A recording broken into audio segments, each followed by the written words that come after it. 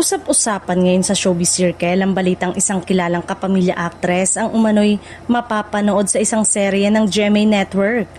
Ayon sa mga impormasyong nakarating, kasalukuyan na raw itong nakikipag-usap para sa isang proyekto na inaasahang ilalabas ngayong taon.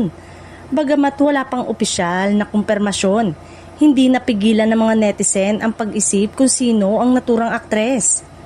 Matagal nang usap-usapan ang posibilidad ng mas maraming collaboration sa pagitan ng ABS-CBN at GMA, lalo na't naging mas bukas ang industriya sa co-production at crossover project nitong mga nakaraang taon. Kaya naman, hindi na rin imposible na may kapamilya star na pansamantalang mapapanood sa Kapuso Network nang hindi nangangahulugang tuluyan na siyang lilipat.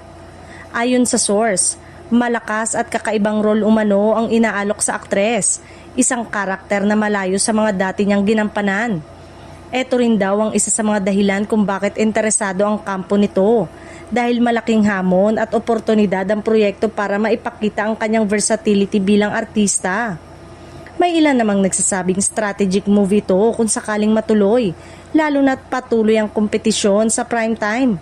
Kapag isang bigating pangalan mula sa kapamilya ang biglaang lumutang sa serye ng GMA, tiyak na magiging usap-usapan ito at makakadagdag sa excitement ng mga manonood. Gayunpaman, nananatiling tikom ang bibig ng magkabilang panig.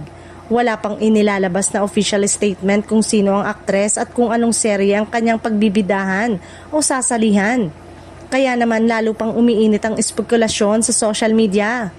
Sa ngayon, ang tanong ng marami, sino nga ba ang kilalang kapamilya actress na ito?